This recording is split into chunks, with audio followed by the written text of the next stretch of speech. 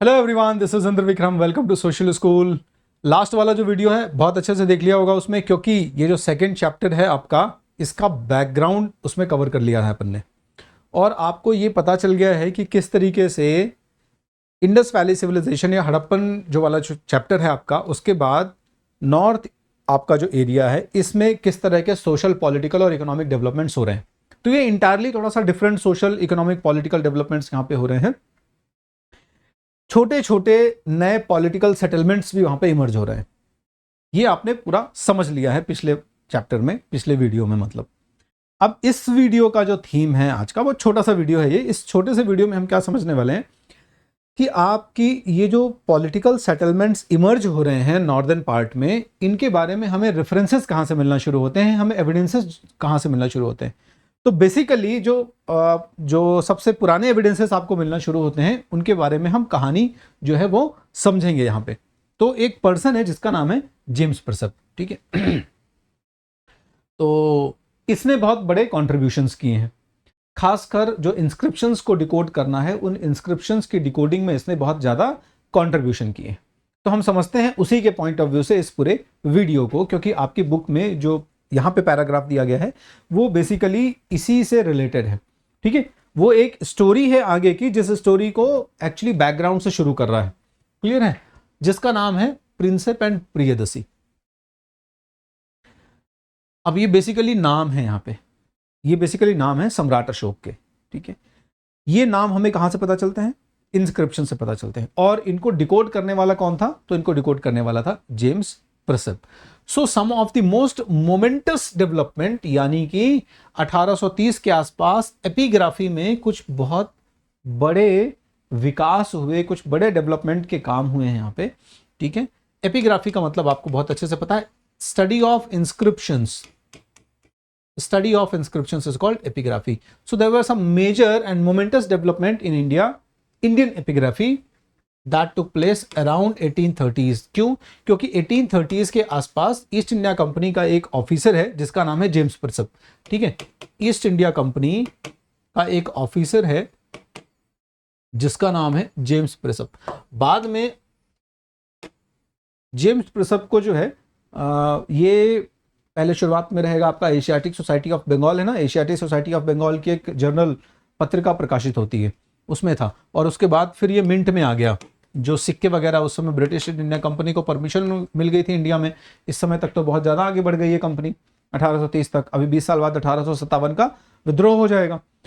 तो 1830s के आसपास ये जो ऑफिसर है ब्रिटिश ईस्ट इंडिया कंपनी का, जेम्स प्रेसप, ये मिंट का हेड था, जहाँ कॉइन वगैरह बनते हैं। तो वहाँ बेसिकली क्वालिटी कंट्रोल वाले डिपार्टमेंट में काम किया करता था। तो काम कोई बहुत ज़्यादा होता नहीं था, तो अपना मेन काम जो है, इसमें जब बहुत ज़्यादा काम नहीं है तो वो काम कर लो जो थोड़ा सा हैवी क्या कहते हैं उसको, हॉबी वाले होते हैं, हैबिचुअल होते हैं, ठीक है, जिनमें आपकी हैबिट होती है थोड़ा सा। तो ये हॉबी वाले कामों की तरफ ज़्यादा इंटरेस्टेड रहा। इसकी हॉबी में एक चीज़ थी कि थोड़ा सा इंडिया की हिस्ट्री के लिए बहुत ज़्यादा इंटरेस्टेड था।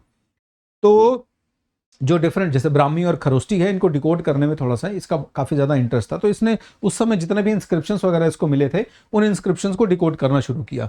और ज़्यादातर आपको अशोक के जो इंस्क्रिप्शंस हैं पता ही है कि ब्राह्मी में, खरोष्टी में, कुछ पाली में लिखे गए हैं, अरामिक में लिखे गए हैं, ठीक है। तो ब्राह्मी और खरोष्टी जो लैंग्वेज है ये सबसे ज़्यादा। इनको कैसे डिकोड किया गया है इसको अभी मैं इसलिए नहीं बता रहा हूँ, क्योंकि आपके एंड में, इस चैप्टर का जो एंड है उसमें डेडिकेटली इसके बारे में ही डिस्कशन किया गया है। तो यहीं पर हम बात कर लेंगे तो फिर उसका कुछ रिलेवेंस नहीं रह जाएगा। तो बैक टू बेसिक्स करके एक टॉपिक है आपके इस पूरे चैप्टर में, जहां पर आपको इंस्क्रिप्शंस या लैंग्वेजेस को कैसे डिकोड करना है, डिसाइफर करना है, इसके बारे में बात की गई है। तो हम वहीं पर इसके बारे में चर्चा करेंगे। अभी यहां पर हम सिर्फ ये समझ लेते हैं कि this person, the James Prinsep, he decoded, he deciphered the Brahmi and Kharosthi script. तो ये दो स्क्रिप्ट हैं, बहुत ही इंपॉर्टेंट स्क्रिप्ट्स हैं, जिनमें अशोक के इंस्क्रिप्शंस, मेजर इंस्क्रिप्शंस आपको लिखे हुए मिलते हैं, क्लियर है। इनको डिकोड करने पर इसे कुछ यूनिक नाम मिलते हैं वहां पर, जो कि लिखे गए हैं। इसने देखा कि ज्यादातर इंस्क्रिप्शन में कुछ नाम देखने को मिलते हैं हमें। ये नाम है पियदसी, कोई राजा है, कोई प्रिंस है, ये माइट बी, ठीक है। तो ये पियदसी जो है ये कोई प्रिंस है, कोई ना कोई राजा है, जिसके बारे में बहुत अच्छे से पता चलेगा। तो प्रिंसेप और पियदसी, अब टॉपिक समझ में और अच्छे से आ गया होगा। प्रिंसेप मतलब जेम्स प्रिंसेप की बात हो रही है, पियदसी मतलब जिसको इसने डिकोड किया, जिस पर्सन को इसने खोजा। तो इसने देखा कि ज्यादातर जो इंस्क्रिप्शंस हैं उन पे एक पर्सन को एड्रेस किया गया है और ये पर्सन बुद्ध के मैसेजेस को स्प्रेड कर रहा है, बुद्ध के मैसेजेस को एक कोड के फॉर्म में, बुद्ध के मैसेजेस को बाकायदा एक यूनिफॉर्म कोड के फॉर्म में, यूनिफॉर्म सिविल कोड टाइप का कुछ उसके फॉर्म में ये जगह जगह पर स्प्रेड करने की कोशिश कर रहा है। ये खुद भी काफी बढ़िया एक मतलब डीप फेथ रखने वाला है बुद्धिज्म में। तो इसने अपना जो नाम बताया हुआ है ये पियदसी, अब हिस्ट्री में खंगालना शुरू कर दिया लोगों ने, क्या पियदसी किस राजा का नाम था, तो पता चला कि पियदसी नाम का कोई ऑफिशियल वैसे राजा तो था नहीं। फिर डेटिंग वगैरह सब कुछ करने पर पता चला कि अच्छा पियदसी कौन है, पियदसी तो सम्राट अशोक हैं। तो पियदसी या एक और नाम इसने अपने लिए कई सारे इंस्क्रिप्शन में लिखाया हुआ है, देवा नाम पिय, या तो पियदसी या देवा नाम पिय। तो पियदसी का मतलब होता है पिय वर्ड, देखो अब ब्राह्मी खरोष्टी पाली में जो वर्ड हैं ये थोड़े से बिखरे या अपभ्रंश टाइप के लग रहे हैं। तो पिय और कुछ नहीं है, प्रिय यानी विच इज गुड, प्लीजिंग, ठीक है, जो प्लेजिंग है, जो प्लेजरेबल है उसी को प्रिय कहा गया है। दसी का मतलब है दर्शन करना, देखना, बीहोल्ड, ठीक है। So something which is pleasant to behold is, और someone who is pleasant to behold is called Piyadasi. वो जो देखने में सुंदर लगता है, वो जो हमारे आंखों को अच्छा लगता है, वही है पियदसी। और देवा नाम पिय, so one who is beloved of God. तो देवा नाम पी और पियदसी ये जो वर्ड है ये क्लियर हो गए होंगे, ठीक है, कि what is pleasant to behold is called पियदसी and one who is beloved of God is called देवानाम पिय। All right, so this gave a new direction। जब ये हमें मिलने शुरू हुए इंस्क्रिप्शन और ये जो स्टडीज हो रही हैं एपिग्राफी पे, इन पे ये जो हमें बड़े डिटेल में लिखा हुआ मिला पियदसी, इससे हमारा एक नया डायरेक्शन निकल के आता है हिस्ट्री को इन्वेस्टिगेट करने का। So this gave a new direction to investigate into early Indian history. Clear. अब ये ऑब्वियस सी बात है कि इंस्क्रिप्शंस जितने लिखे गए हैं, इन इंस्क्रिप्शंस पर बुद्धिज्म के मैसेजेस एक्सकेवेट हैं, इंस्क्राइब्ड हैं, इंस्क्राइब कहना चाहिए, एक्सकेवेट वर्ड ठीक नहीं रहेगा। तो यहां पर बुद्ध के मैसेज इंस्क्राइब्ड हैं प्रॉपर तरीके से। अब कोई ना कोई पॉलिटिकल अथॉरिटी ही होगा जो इन मैसेजेस को इंस्क्राइब करके अलग अलग कॉर्नर्स पर स्प्रेड करा रहा है, क्योंकि ये काम एक पर्सन का नहीं हो सकता। अच्छे खासे रिसोर्सेस लगेंगे इस काम को करने में, अच्छा खासा मैन पावर लगेगा, अच्छा खासा धन संपत्ति लगेगी, ठीक है। तो डेफिनेटली कोई ना कोई ऐसा राजा था जिसने इस काम को किया, और यहां से हमें इंडिया की पॉलिटिकल हिस्ट्री को और अच्छे से समझने में मदद मिलती है। क्लियर।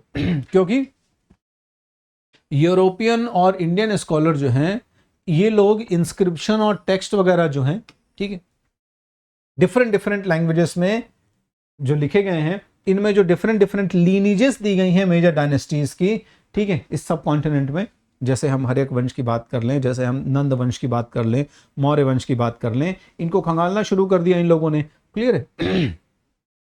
ऑब्वियस सी बात है, क्योंकि यहाँ किसी न किसी पर्सन का जिक्र है, तो पर्सन का अगर जिक्र है तो डेफिनेटली ये किसी पॉलिटिकल डायनेस्टी या पॉलिटिकल लीनिएज को बिलोंग करता होगा। तो जितने भी डिफरेंट डिफरेंट रिलीजियस टेक्स्ट हैं या डिफरेंट जो नॉर्मल दूसरे टेक्स्ट हैं, क्योंकि ज़्यादातर उस समय के रिलीजियस टेक्स्ट में भी अलग अलग डायनेस्टीज के लीनिएज का डिस्क्रिप्शन मिलता है हमें। इसके अलावा खुद के राजाओं के भी कुछ ऐसे ग्रंथ हैं जिनमें हमें पॉलिटिकल लीनिएज डायनेस्टी का वर्णन मिलता है, ठीक है, उनके कोर्ट पोएट्स वगैरह लिखे गए जो हैं, के द्वारा लिखे गए जो हैं। तो ये यूरोपियन और इंडियन स्कॉलर जो हैं उस समय के, इन दोनों लोगों ने इंस्क्रिप्शन और जो टेक्स्ट कंपोज किए गए हैं, ठीक है, डिफरेंट डिफरेंट लैंग्वेजेस में, और जिनमें different different variety of lineage और मेजर डायनेस्टीज दी गई हैं, जो जिन्होंने इस एरिया में रूल किया है, उसको एक्सप्लोर करने में, इन्वेस्टिगेट करने में लग गए। क्लियर। और हमें broad contours of political history were in place by the early decades, 20वीं शताब्दी की शुरुआत में, क्योंकि ये जो खोज हो रही है वो 1830 के आसपास शुरू हो रही है, ये तुरंत नहीं हुआ। 1830 के आसपास तो अभी क्या है, यहां पर प्रिंसेप को पता चल रहा है कि पियदसी नाम का कोई पर्सन है, देवानाम्पिय नाम का कोई पर्सन है। आगे जाके आप देखेंगे कि कुछ सोशियो पॉलिटिकल कंडीशंस अभी गड़बड़ हो जाएंगी इंडिया की, तो फिर बड़े लेवल पर ये काम रुकेगा भी बीच में, फिर बहुत जाके आगे जाके 19th जो है आपका 20th सेंचुरी में फिर से शुरू होगा। तो अर्ली 19th और 20th सेंचुरी में जब ये काम शुरू होगा तब जाकर बहुत बड़े लेवल पर हमको परिणाम देखने को मिलेंगे।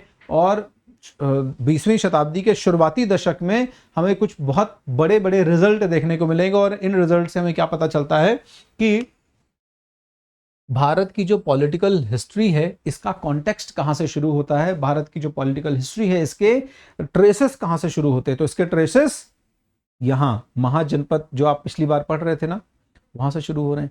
लेकिन उस वीडियो को ही एक तरीके से रिलेट करता हुआ ये वीडियो है, उसमें हमने ये देख लिया कि नॉर्थ इंडिया में छोटे छोटे पॉलिटिकल सेटलमेंट्स हैं, लेकिन उन पॉलिटिकल सेटलमेंट्स के बारे में पता कहाँ से चला, फिर उनके बारे में हमने और रिसर्च कहाँ से किया, फिर हमें कैसे पता चला कि मगध महाजनपद जो है, अब देखो जैसे यहाँ से हमें पॉलिटिकल लीनिएज के बारे में, डायनेस्टी के बारे में पता चला, तो आगे से हम मगध के बारे में डिटेल में पढ़ना शुरू कर देंगे। क्लियर है? तो ये एक तरीके से बैकग्राउंड वीडियो हो गया, समझ लीजिए। मतलब इसमें जो कंटेंट डिस्कस किया जा रहा है एक तरीके से बैकग्राउंड कंटेंट डिस्कस किया जा रहा है। क्लियर है? सो इंडिया की पॉलिटिकल हिस्ट्री का जो कॉन्टेक्स्ट है वो यहां से मिलना हमें शुरू हो गया। मतलब इस समय की जो घटना है ये घटना 20वीं शताब्दी के 20th सेंचुरी के फर्स्ट डिकेड में क्लियर हो गई कि इंडिया की पॉलिटिकल हिस्ट्री कहां से शुरू होती थी। क्लियर है? और किन किन सर्कमस्टेंसेस में शुरू होती थी।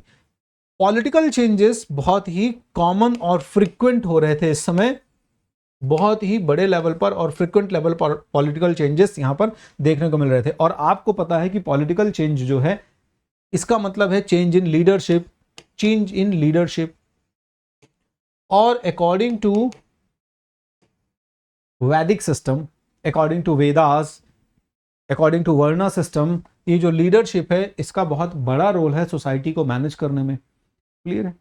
क्योंकि पॉलिटिकल सिस्टम अगर स्टेबल नहीं है या पॉलिटिकल सिस्टम कुछ इस तरीके से है जो अकाउंटेबल नहीं है, तो डेफिनेटली इट विल हैम्पर और इट विल कॉज और इट विल चैनलाइज और motivate, promote positive negative social developments. ठीक है? तो हमें यहां पर देखने को मिलता है कि बड़े लेवल पर जो फ्रीक्वेंट पॉलिटिकल चेंजेस हो रहे हैं इनसे सामाजिक विकास या सामाजिक परिवर्तन भी हो रहे हैं। मतलब एक पॉलिटिकल डेवलपमेंट को अगर मैं कह दूं तो पॉलिटिकल डेवलपमेंट इकोनॉमिक डेवलपमेंट और सोशल डेवलपमेंट दोनों को इन्फ्लुएंस करता है। इकोनॉमिक डेवलपमेंट और सोशल डेवलपमेंट दोनों को इन्फ्लुएंस करता है। इससे अनटच्ड हुए नहीं रह सकते हैं। आपको पता है वर्णा सिस्टम में राजा को कितनी बड़ी अथॉरिटी दी गई है। राजा एक ऐसी अथॉरिटी है जो हर एक चीज़ को रेगुलेट करता है, सोसाइटी को प्रोटेक्ट करने से लेकर, टैक्सेस कलेक्शन से लेकर, लॉ एंड ऑर्डर से लेकर, पूरी व्यवस्था बनाए रखने से लेकर, हर एक चीज़ का अच्छा बुरा, just, moral, ethics, unethics, morality, immorality, सबका ठेका जो है वो इसी के ऊपर है, राजा के ऊपर है। पूरा दारोमदार इसी उसके ऊपर है ना। तो इकोनॉमिक डेवलपमेंट, अगर सत्ता स्थायी है, बहुत बढ़िया है, तो इकोनॉमिक डेवलपमेंट, ट्रेड कॉमर्स को भी डेवलपमेंट मिलेगा। लेकिन अगर स्टेबल नहीं है तो ट्रेड कॉमर्स और ये सारी चीज़ें हैम्पर भी होंगी। और साथ साथ आप देखोगे कि इकोनॉमिक डेवलपमेंट और सोशल डेवलपमेंट भी एक दूसरे से इंटर रिलेटेड है। क्लियर है? तो हमें यहाँ पर बड़े लेवल पर सामाजिक, आर्थिक, राजनीतिक परिवर्तन एक दूसरे से इंटर रिलेटेड मिलते हैं, जो कि आगे आपको आगे के वीडियोस में समझ में आएगा। जब हम पढ़ेंगे तो हमें बहुत अच्छे से क्लियरली ये देखेंगे कि किस तरीके से how the political changes are influencing the social and economic developments. Alright, it was soon realize, ये सब कुछ और रिसर्च करने के बाद ये तुरंत समझ में आ गया कि जो राजनीतिक परिवर्तन है, सामाजिक परिवर्तन है और आर्थिक परिवर्तन है, ये एक दूसरे से इंटरलिंक्ड है। यानी ऐसा नहीं है कि ये चीज इंडिपेंडेंटली काम कर रही हो। क्लियर है? होपफुली बहुत अच्छे से काम समझ में आ गया होगा आपके, क्योंकि काम का वीडियो है, बेसिक बैकग्राउंड समझ में आ रहा है इसमें से। इसके बाद हम आगे बढ़ेंगे तो वहां से अब आपकी जो ऑफिशियल जो कुछ भी यहाँ पे रिसर्च हो चुके हैं, ये रिसर्च प्रॉपर तरीके से एक्सप्लेन किए जाएंगे। तो देखो फर्स्ट, सेकंड, थर्ड चैप्टर्स में समझ के थोड़ा सा चलना है। बिखरा हुआ सा है कंटेंट, इस बिखरे हुए कंटेंट को आपको समेट के मैं समझाने की कोशिश करूंगा। मल्टीपल चेंजेस, मल्टीपल ट्रांसफॉर्मेशंस चल रहे होते हैं अलग अलग समय पर। ध्यान रखिएगा, एक पैराग्राफ में एक टाइम के बारे में डिस्कशन हो रहा होगा तो दूसरे पैराग्राफ में पीछे के समय के बारे में डिस्कशन हो रहा होगा। एक पैराग्राफ में वुमेन्स के बारे में डिस्कशन हो रहा होगा तो दूसरे पैराग्राफ में फार्मर्स के बारे में, एग्रीकल्चर पैटर्न के बारे में डिस्कशन हो रहा होगा। तो थोड़ा सा स्कैटर्ड है, बिखरा हुआ है, आपको बहुत अच्छे से समझना पड़ेगा।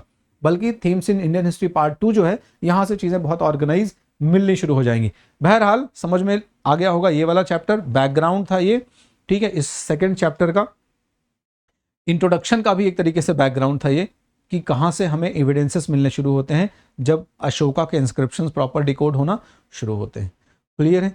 चलो, तो आपको प्लस क्लासेस के बारे में जो महत्वपूर्ण सूचनाएं हैं वो दे देता हूं, जो कि अक्सर मैं आपको देता रहता हूं। प्लस क्लासेस जब आप ज्वाइन करते हैं तो क्या बेनिफिट्स मिलते हैं आपको? Benefit number 1, you can discuss your doubts, you can chat with the faculty जो आपको पढ़ा रहे हैं वहां पर, ठीक है। You can ask your doubts, you can get your doubts resolve at that very moment, उसी समय पर्टिकुलरली आपका डाउट रिजॉल्व हो जाएगा। And at the same time पढ़ तो खूब लिया, अब टीचर का मन है कि थोड़ा सा देखे तो सही कितना पढ़ा है, तो teacher can ask questions, teacher आपसे प्रश्न पूछ सकता है, ठीक है, पोल दे सकता है आपको, और फिर आपसे कहेगा सॉल्व करो। अब आप सॉल्व करेंगे जल्दी से, बहुत सारे लोग आपके मन में जिज्ञासा आ जाएगी, क्यूरियोसिटी की, जल्दी जल्दी हम सॉल्व कर दें, तो फिर इससे एक लीडर बोर्ड जनरेट करेगा टीचर, देखेगा कि ओहो कितने क्यूरियस और कितने ब्राइट स्टूडेंट हैं मेरे, देखो कितना जल्दी जल्दी आंसर दे दिया इन लोगों ने। क्लियर है? आप भी अपनी इमेज, अपनी फोटो, अपना नाम देखेंगे वहां पर तो आपको भी थोड़ा सा लगेगा हाँ बहुत बढ़िया, मजा आया कुछ पढ़ने में, ठीक है। And then you can attempt scholarship, तो आप स्कॉलरशिप टेस्ट देकर स्कॉलरशिप अवेल कर सकते हैं और इवन अपनी पढ़ाई को फंड भी कर सकते हैं। तो कितना बेहतर विकल्प दे रहा है आपको अनअकैडमी यहाँ पर प्लेटफॉर्म में। और जब भी आप प्लस क्लासेस पर सब्सक्रिप्शन लेने के लिए जाओ, डोंट फॉरगेट कि इंद्र नाम का एक कोड है, इंद्र नाम का एक कोड है, तो ये बिल्कुल टीचर को डेडिकेट करते हुए जाओ, ठीक है। INDRA वो कोड वहां पर आप एंटर करो और एनरोल करो अपने आप को डिफरेंट कोर्सेस में। आपने नहीं किया है, आपके फ्रेंड करना चाह रहे हैं, तो उनको आप प्रेफर कर दो कि आप इंद्र सर का जो कोड है वो यूज करो, आपको बेनिफिट्स मिलेंगे। Then you can connect with us through our Telegram channel, आप अपने टेलीग्राम चैनल के थ्रू हमसे कनेक्ट कर सकते हो। आपको डिफरेंट अपडेट्स जो हैं वो मिलती रहती हैं और मिलती ही रहेंगी जैसे जैसे आप कनेक्ट रहेंगे, ठीक है। तो इसी के साथ आज का जो वीडियो था, मैंने कहा ना छोटा सा वीडियो है, एसेंस बताना है आपको। अगले वीडियोस थोड़े थोड़े लंबे होंगे, हम चैप्टर 2 को जल्दी से कंप्लीट करते हैं, फिर चैप्टर 3 में एंटर होते हैं। और जैसा कि आप लोग सब लोग कह रहे हैं कि जल्दी जल्दी खत्म कर दो हमारा जो पूरा सिलेबस है, ताकि हम परीक्षा के लिए पूरी तरह तैयार हो जाएं, तो वो बिल्कुल मैं पूरी कोशिश करूंगा। बस तुम बने रहो सोशल स्कूल के साथ। Thank you, bye bye.